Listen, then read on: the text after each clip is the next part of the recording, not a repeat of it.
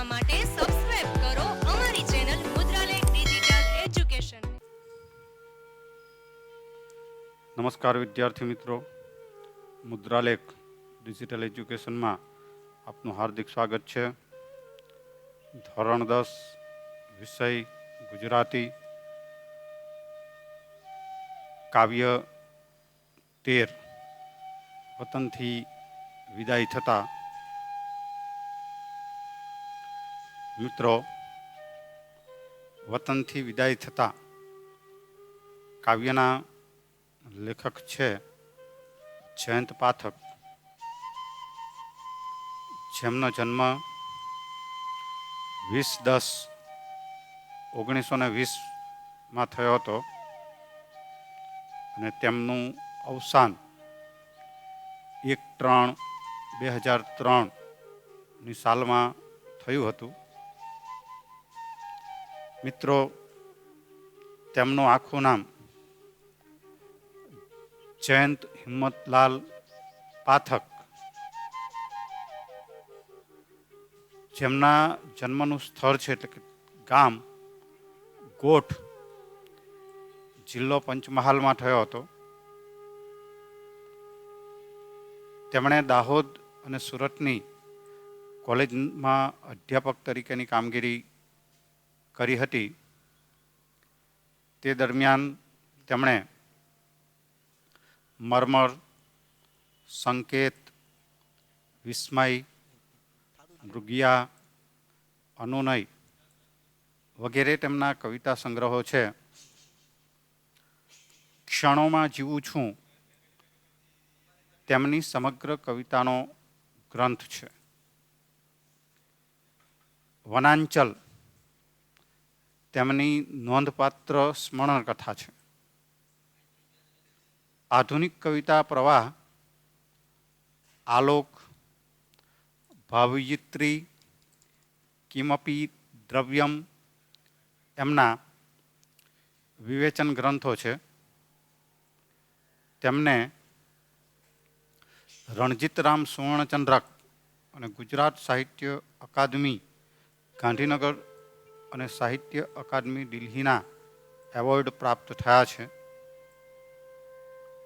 મિત્રો, આ કવિ પ્રકૃતિના કવિ છે અને પ્રકૃતિના કવિ હોય અહીંયા પણ વતનથી વિદાય થતા કાવ્યમાં પણ પ્રકૃતિ સાથેનો જે સંબંધ છે, નાતો છે, એ ભાવને કવિએ આ કાવ્યમાં વ્યક્ત કર્યો છે. મિત્રો, આ કવિનું એક કાવ્ય છે, થોડો વગડાનો શ્વાસ મારા શ્વાસમાં. થોડો વગડાનો શ્વાસ મારા શ્વાસમાં એ કાવ્યનું શીર્ષક જ આપણને એમ દર્શાવે છે કે કવિને પ્રકૃતિ સાથે કેવો અનુબંધ છે. આ કાવ્યનું જે વિષય વસ્તુ છે કે ભાઈ વર્ષો પછી વતનમાં ગયેલા કાવ્યનાયકને વતનથી વિદાય થવાનું હોય છે ત્યારે અનુભવાતી પીડા આ સોનેટમાં વ્યક્ત થઈ છે. ઘણા વર્ષો પછી જે વન, જન, ખેતર, કોતર, ડુંગર, નદી મળ્યા હતા, એમને છોડવાની ક્ષણ આવી ગઈ. જેમ ધોર વેચાઈ ગયા પછી પોતાના મૂળ ઘરને ઝંખતું હોય એમ કવિ પોતાના મૂળ પરિવેશને ઝંખ્યા કરે છે. પગ ઉપડતા નથી. જેમ વહી ગયેલું પાણી પાછું આવતું નથી એમ વહી ગયેલો સમય પણ પાછો આવતો નથી. એક કૂતરો પણ થોડી વાર પાછળ આવીને એની હદ પૂરી થતા પાછો વળી જાય છે. એ સ્વાભાવિકતા ભર્યું આલેખન થયું છે. અંતે કાવ્યનાયકને ભ્રમ થાય છે કે જેમ બાળક રિસાય અને એની મા એને પાછું બોલાવતી હોય એમ મારી મા બોલાવે છે. પણ આ માત્ર ભ્રમ છે, હકીકત નહીં. આમ વતન વિચ્છેદને કારણે અનુભવાતી કરુણતાને ખૂબ સુંદર રીતે કવિએ આ સોનેટમાં મૂકી આપી છે. મિત્રો, સોનેટ જે સાહિત્ય પ્રકાર છે એ સોનેટ સાહિત્ય પ્રકારમાં 14 પંક્તિઓ હોય છે અને એનું જે ક્લેવર છે એટલે કે બંધારણ છે એને આધારે એના અલગ અલગ પ્રકાર આપવામાં આવેલા છે. પરંતુ દરેક સોનેટમાં છેલ્લી 2 પંક્તિઓ જે મહત્વનું કામ કરી જતી હોય છે. એટલે કે સોનેટ સાહિત્ય પ્રકારનું ક્લેવર 14 પંક્તિનું હોય છે અને ગુજરાતી સાહિત્યમાં સોનેટના પિતા તરીકે કવિ બળવંતરાય કલ્યાણરાય ઠાકોરને માનવામાં આવે છે. તેમણે ગુજરાતી સાહિત્યમાં સોનેટ કવિતા સાહિત્યની આખી રૂપરેખા સ્પષ્ટ કરી ઘણા સોનેટો ગુજરાતી સાહિત્યને આપેલા છે. વતનમાં કવિ આવે છે ધંધાર્થે કે આર્થિક ઉપાર્જન અર્થે કવિને પોતાનું વતન છોડવું પડે છે. સ્વાભાવિક છે કે જ્યાં જ્યાં ઔદ્યોગિક એકમો હોય અને જ્યાં રોજીરોટી મળે ત્યાં આપણે એકત્રિત થયા છે. આપણા વતનને કોસો દૂર મૂકીને અને ક્યારેક સંજોગો પણ એવા આવે કે ઘણા વર્ષો પછી જ્યારે વતનમાં જવાનું થાય ત્યારે એ વતન સાથેનો જે લાગણીનો સંબંધ છે એ આપણને આકર્ષે છે અને એ જ આકર્ષણ કવિએ પોતાની આ કવિતામાં રજૂ કરવાનો પ્રયત્ન કર્યો છે. શેખ આદમ આબુવાલાએ પોતે વિદેશમાં રહે છે પણ એમણે પોતાની કવિતામાં લખ્યું છે કે ભલે હું યુરોપમાં રહું છું પણ મારા શ્વાસની અંદર મારા વતનની સુગંધ આવે છે. માણસ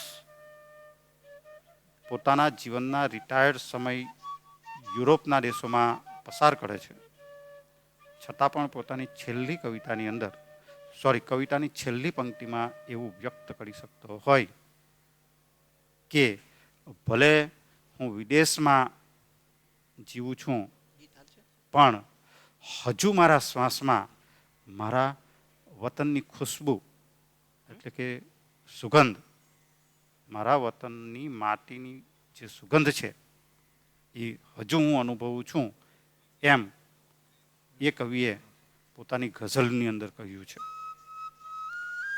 તેમ આપણા કવિ પોતાના વતનને મૂકીને ફરી પાછા જ્યારે જવા નીકળે છે ત્યારની જે વેદના છે, જે સંવેદના છે એ અહીંયા વ્યક્ત કરવાનો પ્રયત્ન કર્યો છે.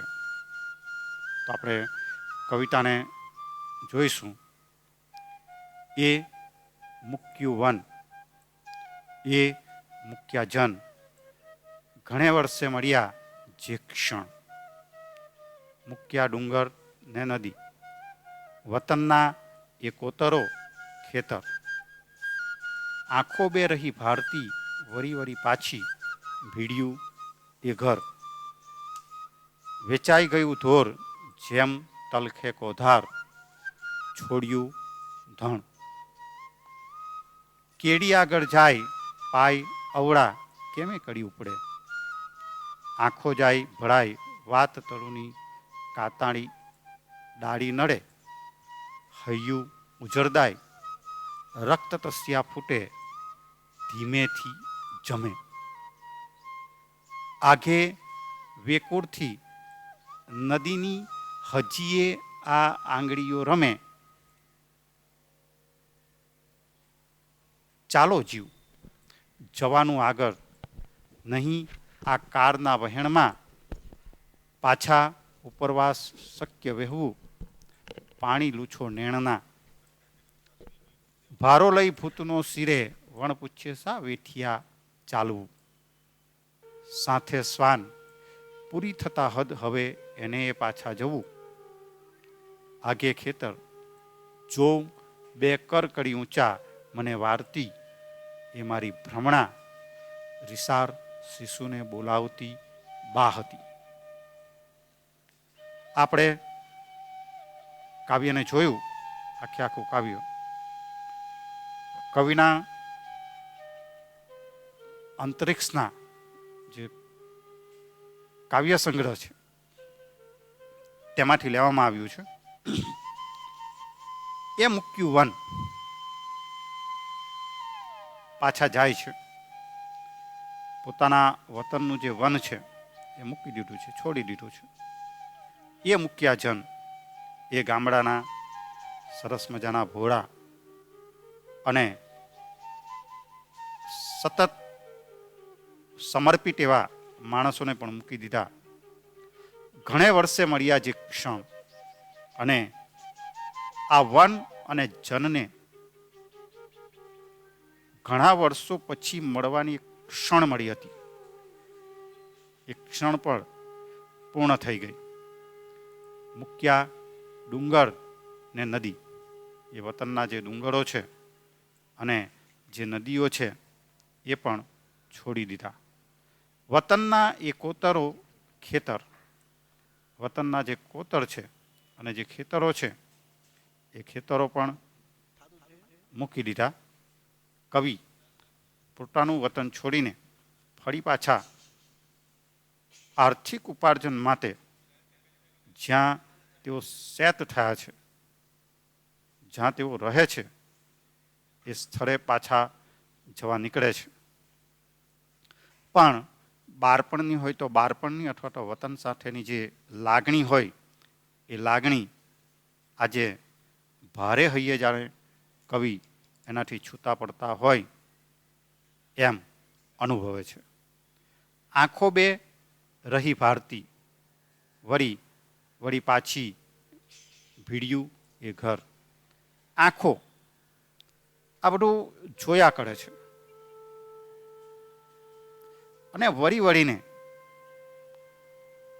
વર્ષો પહેલાનું જે પ્રકૃતિ છે, જે ડુંગરો છે, નદીઓ છે, એ મૂકી દીધા છે.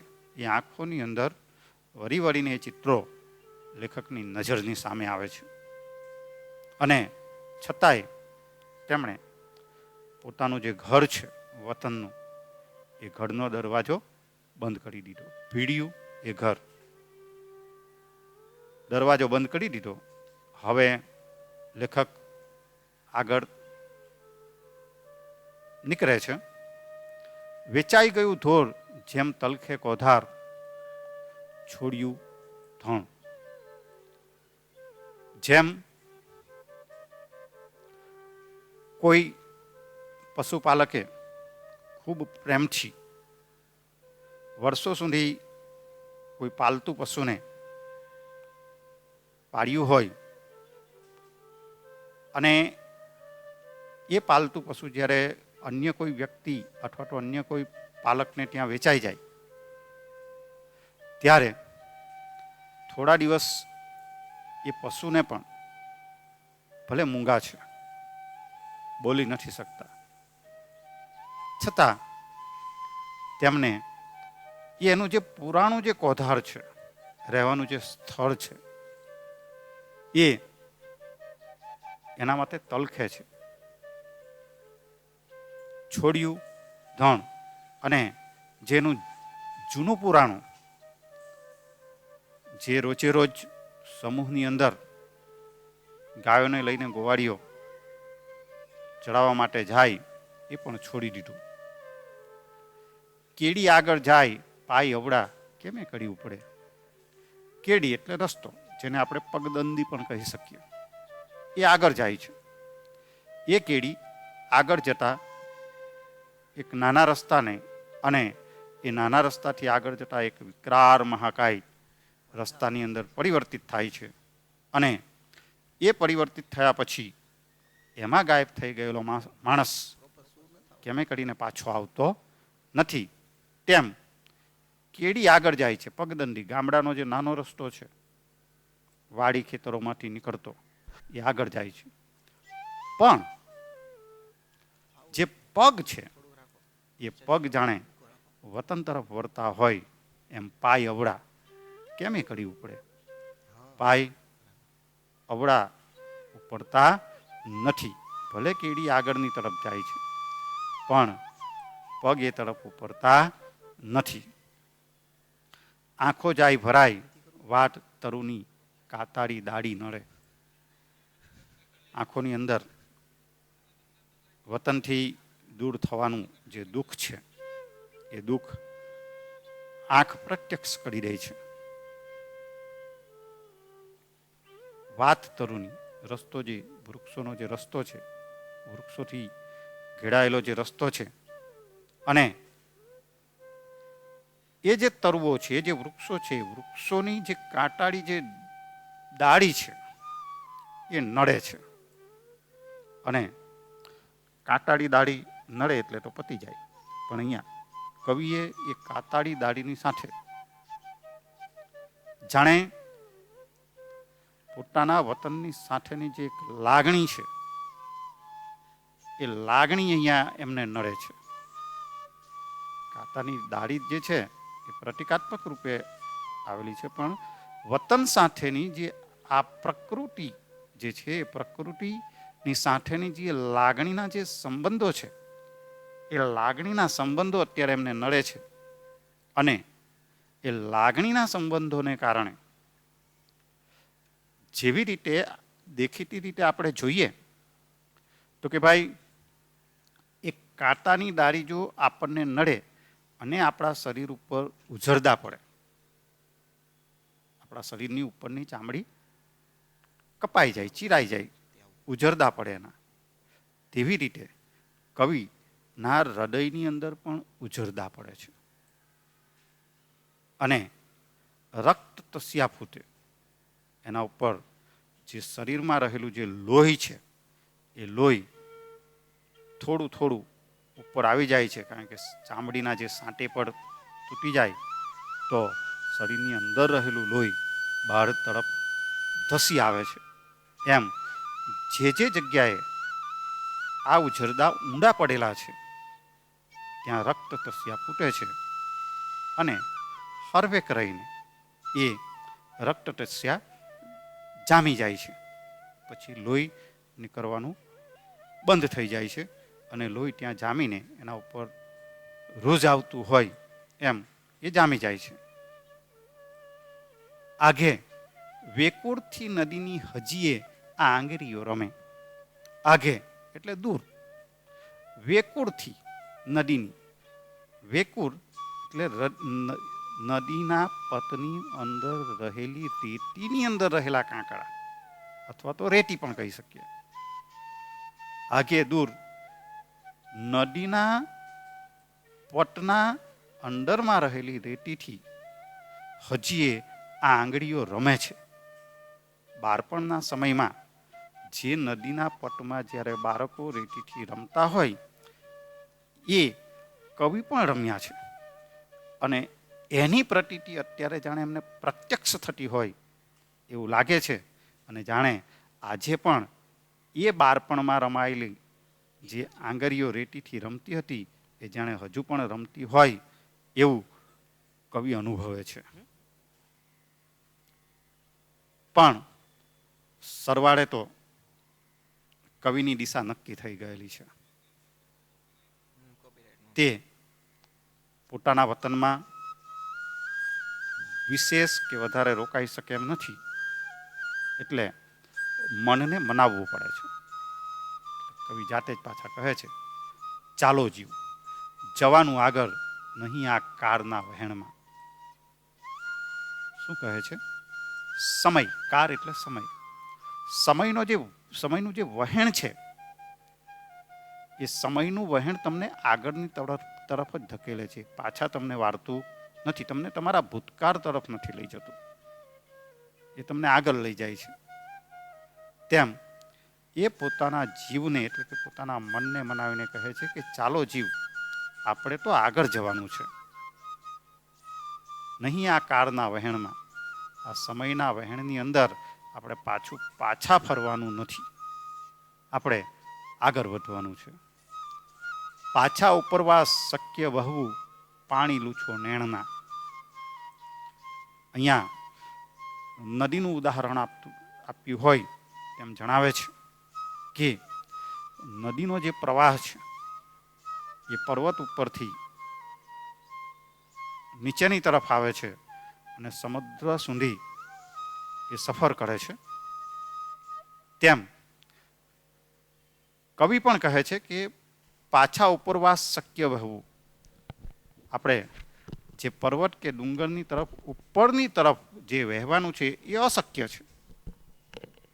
પાછા ઉપરવાસ શક્ય વહેવું, પાછા ઉપરવાસ ઉપરની તરફ જે વહેણ કરવું એ શક્ય નથી. પાણી લૂછો નેણના, અને આંખોમાં જે વતન પ્રત્યેની લાગણીને કારણે જે આવી ગયેલા જે પાણી છે, જે આંસુ છે, એને લૂછી નાખો. ભારો લઈ ભૂતનો શિરે, વણ પૂછીએ સા વેઠિયા ચાલવું. અને કવિ પોતાની જાતને કહે છે કે ભૂતકાળનો જે યાદનો ભારો લઈને વગર કામનું, વગર પૂછીએ શા માટે વેઠિયાની જેમ ચાલવું. વેઠિયાને કોઈ અધિકારી કહે કે આ રીતે કરવાનું છે, જ્યાં સુધી અધિકારી એને ન કહે ત્યાં સુધી એને અધિકારી કે જે કઈ દિશા છે એ તરફ એને ચાલતા રહેવું પડે છે. જો અધિકારી અટકી જાય અને એ અટકેલો અધિકારી અડધો કલાક સુધી પણ ત્યાં ઊભો રહે, પણ અધિકારી પેલા વેઠિયાને એમ ન કહે કે આ તારા માથે મૂકેલો ભાર નીચે ઉતારી પાડ, ત્યાં સુધી વેઠિયો પોતાનું વજન ઉચકીને ઊભો રહે છે. તેમ આપણે પણ આપણા ભૂતકાળનું જે સ્મરણો છે એ સ્મરણોને તાજા કરીને આપણે પૂછ્યા વગર વેઠિયાની જેમ ચાલવાનું નથી. સાથે શ્વાન પૂરી થતા હદ, હવે એને પાછા જોવું. વતનમાંથી આવે છે પોતાના ઘરેથી શેરડીનો એક કૂતરો, એ લેખકને વિદાય આપવા માટે આવે છે. પ્રકૃતિનું જ એક તત્વ છે, પણ એની પણ મર્યાદા છે. એ શ્વાન એની જ્યાં હદ પૂરી થાય છે, એનો જ્યાં વિસ્તાર પૂરો થાય છે, એ પૂરી થાય છે અને એ ત્યાંથી ફરી પાછું આવી જાય છે. એ પણ દૂર સુધી, કવિને જ્યાં સુધી જવું છે ત્યાં સુધી એ પણ સહકાર આપતું નથી. હવે કવિ પોતાના રસ્તે ચાલે છે, વતનથી આગળ નીકળી ગયા છે, હજુ પોતાની સીમના છેવાડા સુધી પહોંચી ગયા છે, જ્યાં શ્વાનનો જવા સુધીની જે હદ હતી એ પૂરી થતાં શ્વાન પણ જ્યારે પાછો વળે છે, ત્યારે આગે ખેતર જોઉં, બે કરકડી ઊંચા મને વારતી. અને એ પરિસ્થિતિમાં જ્યારે કૂતરો પાછો જતો રહે છે, ત્યારે આગે એટલે દૂર, ખેતર તરફ જ્યારે કવિ જુએ છે, ખેતરો તરફથી પોતાના વતન તરફ એ કવિ જુએ છે, ત્યારે બે કરકડી ઊંચા મને વારતી, બે હાથ ઊંચા કરીને પોતાને જાણે પાછી બોલાવતી હોય તેમ એ મારી ભ્રમણા રિસાળ શિશુને બોલાવતી બા હતી. જેમ પોતાનો બાળક રિસાઈને જતો રહેતો હોય એ બાળકને પોતાની માતા પોતાના 2 હાથ ઊંચા કરીને પાછી બોલાવતી હોય તેમ કવિને ભ્રમ થાય છે, એમને એવો વહેમ પડે છે. પણ એ એમનું બાળપણ છે અને એ બાળપણની જે ભ્રમણા છે એ રિસાઈ જતા નાના બાળકને, શિશુને એટલે બોલાવતી બા હતી. નાનું બાળક જ્યારે રિસાઈ જાય અને રિસાયેલા બાળકને જેમ પ્રેમ કરીને ફરી પાછી બા પોતાના 2 હાથ લંબાવીને એને પોતાના હૈયે ચાપે, તેમ અત્યારે પણ કવિને એવો ભ્રમ થાય છે કે આ મારું વતન, આ મારી જન્મભૂમિ, એ જાણે 2 હાથ ઊંચા કરીને મને વારતી હોય, પાછી બોલાવતી હોય એમ કવિને ભાસે છે. પણ તે જ ક્ષણે ફરી પાછા કવિ પોતાના વિચારે કહે છે કે એ મારો ભ્રમ છે. આમ કવિએ અહીંયા વતન પ્રત્યેનો પોતાનો જે લગાવ છે એ લગાવને ખૂબ જ સરસ રીતે અહીંયા શબ્દસ્થ કર્યો છે.